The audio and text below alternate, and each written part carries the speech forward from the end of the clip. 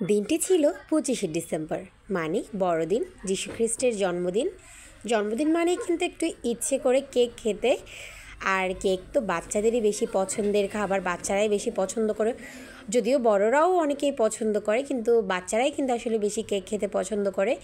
কিন্তু আপত্তিটা হলো, আমার শ্রেয়াস কিন্তু ক্রিম দেওয়া কেক একদম খেতে চায় না। সে ক্রিম দেওয়া কেক তাকে কোনোভাবেই আমি খাওয়াতে পারি না। আমি তার জন্মদিনের সময়, তার পাপার জন্মদিনের সময় এবং অন্যান্য কোনো জন্মদিনের ইনভিটেশনে যদি আমি যাই, অনেক দেখি জন্মদিনে যাই শুধু তারা খুব আগ্রহের সাথে আসলে কেকটাই খেতে চায়। বাচ্চারা তো আসলে খুব একটা খাবার দাবার খেতে চায় না, কিন্তু কেকটা খুব আগ্রহ নিয়েই খায়।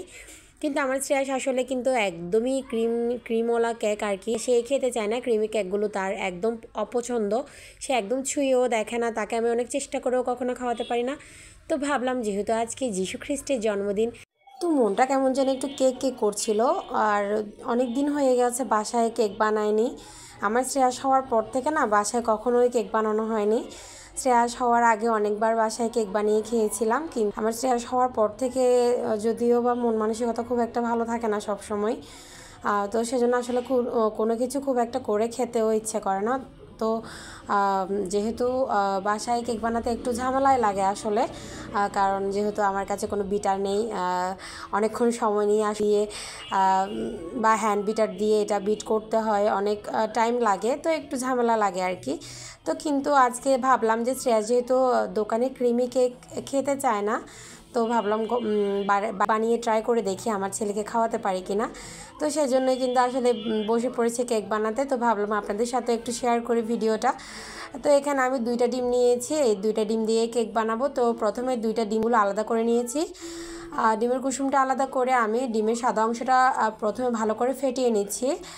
তো যদি আপনাদের কাছে বিটার থাকে আপনারা তো বিটার দিয়ে করতেই পারেন। অবশ্য কেক তো আমরা কম বেশি বানাতে পারি, আমি যেভাবে বানাচ্ছি সেটা আপনাদের সাথে শেয়ার করছি। তো আমি একটা চামচ দিয়ে ভালো করে সাদা অংশটাকে অনেকক্ষণ সময় নিয়ে ফেটিয়ে নিচ্ছি, আপনারা দেখতেই পাচ্ছেন।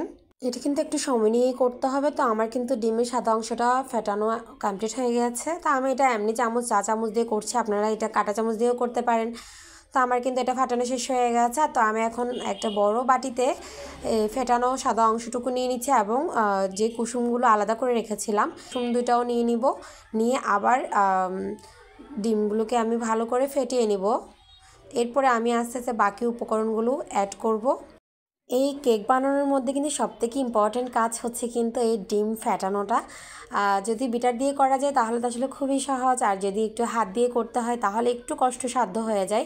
তা আমাদের সবার কাছে তো আসলে বিটার থাকে না। তো অনেকের কাছে কিন্তু ঘরে একটু কেক বানিয়ে খেতে ইচ্ছে করছে, বা এই যে আমার শ্রেয়াসের মতো দোকানের কেক খায় না, তো বাড়িতে একটু কেক বানিয়ে খাওয়াতে মন চাইছে, তো তাদের জন্য আসলে এইটাই ভরসা।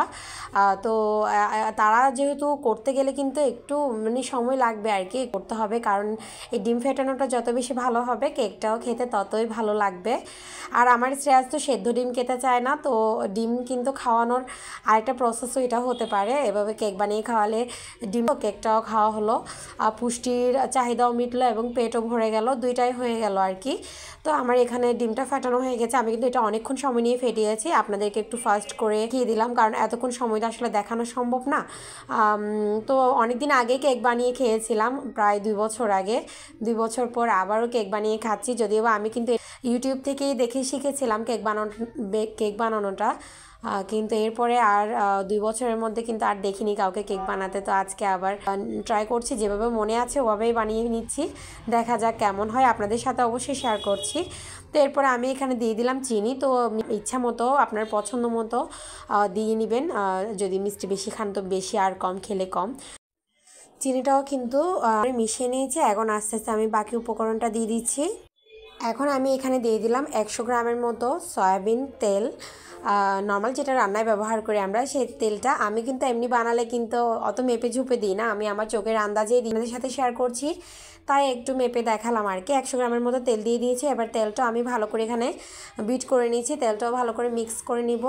তো তেলটা মিক্স করা হয়ে গেলেই কিন্তু আমাদের মোটামুটি যে কষ্টসাধ্যের কাজ আর কি ওটা শেষ হয়ে, জাস্ট আমরা শুধু এখানে ময়দাটা অ্যাড করব, তাতেই কিন্তু আমাদের হয়ে যাবে, আমাদের ব্যাটারটা রেডি হয়ে যাবে।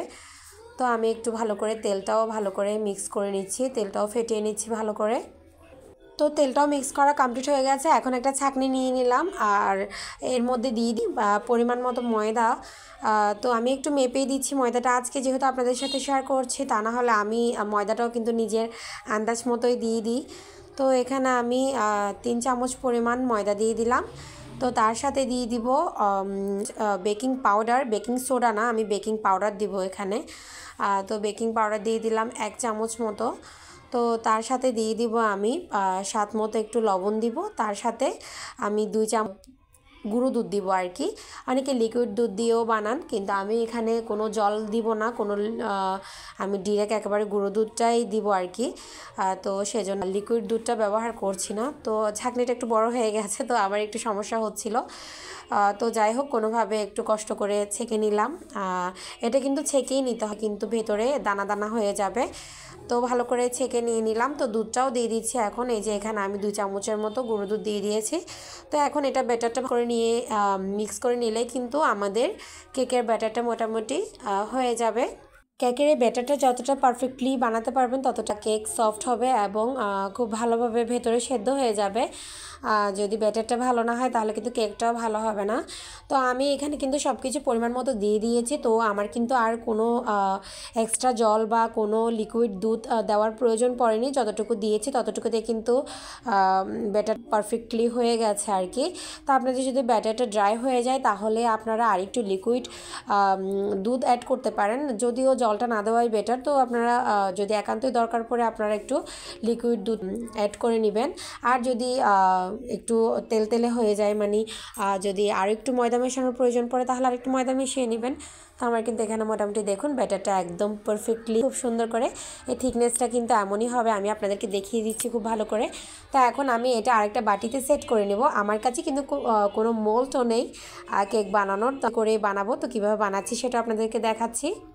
তো যে বাটি নিয়ে নিয়েছি, যে বাটিটাতে আমি কেকটা বসাবো, তো সেই বাটিটার মধ্যে অল্প একটু রেগুলার যে খাওয়ার তেল, যেটা দিয়ে আমরা রান্না করি সেই তেলটা দিয়ে দিলাম। তো তার মধ্যে সেটা আমি একটু করে বাটি চারপাশে লাগিয়ে নিচ্ছি। ব্রাশটা নিয়ে বসতে ভুলে গেছি, তো যাই হোক হাত দিয়েই করে নিলাম। তো এটা ব্রাশ দিয়েও করে নিতে পারেন আপনারা।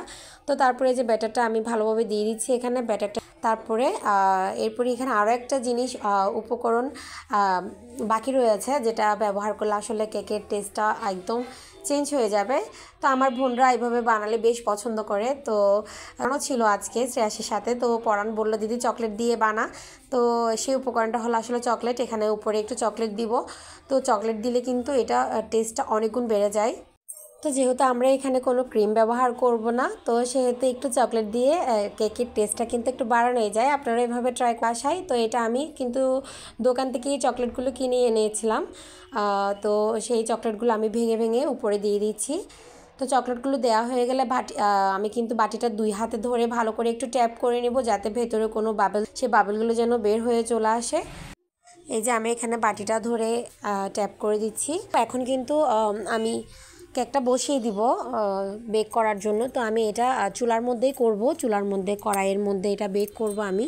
তো এই যে কড়াইটা কিন্তু আমি আগেই প্রিহিট করে নিয়েছি, তার মধ্যে একটা দিয়ে দিলাম স্ট্যান্ড। তো এর উপরেই কিন্তু আমি বাটিটা বসিয়ে দিব। তো এই যে বাটিটা আমি খুব সতর্কতার সাথে বসিয়ে দিচ্ছি। আসলে পুরো কড়াইটা কিন্তু অনেক বেশি গরম ছিল, তো সেজন্য খুব কেয়ারফুলি আর কি বসালাম বাটিটা। তো এই যে দেখুন উপরে যে চকলেটটা দিয়েছি সেটা যখন আসলে একদম গলে যা মেল্ট হয়ে যাবে কেকের মধ্যে, তখন কিন্তু আসলে একটা খুব সুন্দর একটা ফ্লেভার আসে। আর আমি কিন্তু এখানে কোনো ভ্যানিলা এসেন্স অ্যাড করিনি, কারণ ভ্যানিলা এসেন্সের ফ্লেভারটা আমার কাছে ভালো লাগে না, কিন্তু এই চকলেটের ফ্লেভারটা আসলে খুবই দারুণ লাগে। এই যে দেখুন চকলেটটা কিন্তু অলরেডি মেল্ট হতে শুরু করেছে। এটা আপনাদেরকে আমি দেখাচ্ছি প্রায় 25। তো আমি প্রথমে একটু হিটটা বাড়িয়ে দিয়েছিলাম, তারপরে হিটটা একদম কমিয়ে দিয়েছি। এই যে দেখুন এখন চকলেটটা পুরোটাই একদম মেল্ট হয়ে গেছে, কি সুন্দর লাগছে এটা। আর এটার যে একটা ফ্লেভার সেটা কিন্তু জাস্ট অসাধারণ। আপনারা এভাবে একবার হলেও বাসায় বানিয়ে দেখবেন, ট্রাই করবেন। আশা করি আপনাদের বাচ্চারা অনেক বেশি পছন্দ করবে, আপনারাও অনেক বেশি পছন্দ করবেন। তো এই যে দেখুন আমার কিন্তু পুরো কেকটাই মোটামুটি বেক হয়ে গেছে, আর চকলেটগুলো কিন্তু এখনও ফুটছে, গলছে এখনও। এই যে দেখুন পুরোটাই কিন্তু বেক হয়ে গেছে, একদম একটুও কিন্তু কাঠিতে লেগে নেই। তো আমি এটা এখন ঠান্ডা হতে দিব, তারপরে আপনাদেরকে কেটে দেখাচ্ছি কেকটা অবশ্যই আমি কাটবো না, কাটবে আমার শ্রেয়াস। তো বাটি থেকে কেকটা এখন তুলে নিব, কেকটা ঠান্ডা হয়ে গেছে। খুব সুন্দর হয়েছে কিন্তু কেকটা আসলে। আর আমার শ্রেয়াস কেকটা কি আসলে খেয়েছে কিনা কে বলছি, আমার এত কষ্ট সেটাকে আসলে সফল হবে কিনা। তো এই যে ছুরি দিয়ে কেকটা একটু আলতো হাতেই তোলার চেষ্টা করছি, যদি ভেঙে যাই সে আলতো হাতেই তুলছি। আর এই যে দেখুন কি সুন্দর হয়েছে, পেছনের দিকটা একটুও কিন্তু পুড়ে যায়নি, কিন্তু আমি এখানে কিন্তু নিচে কোনো পেপার দিইনি, কিছুই দিইনি, তারপরেও খুব সুন্দর হয়েছে কেকটা, দারুণ হয়েছে। তো আমার শ্রেয়াসটা কাটাবো, তো আপনাদের সাথেও শেয়ার করছি। তো এই যে পরাণ আর শ্রেয়াস দুজনেই বসে গেছে কেক কাটার জন্য, যদিও বা কেক কাটতে বসেছে যেই সেটা একটু স্লিপ করছিল, তো কেকটা তারা কাটতে পারছিল না, কষ্ট হচ্ছিল তাদের।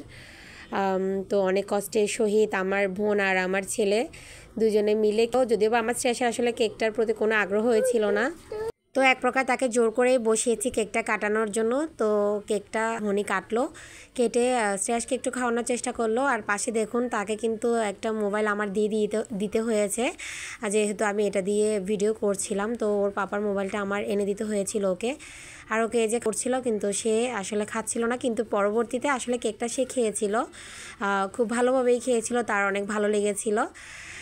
তো আমার কষ্টটা আসলে সার্থক। এভাবে এখন থেকে শ্রেয়াসকে বাড়িতে কেক বানিয়ে খাওয়াবো। আর এই যে দেখুন কেকটা কিন্তু ভীষণ সফট হয়েছে।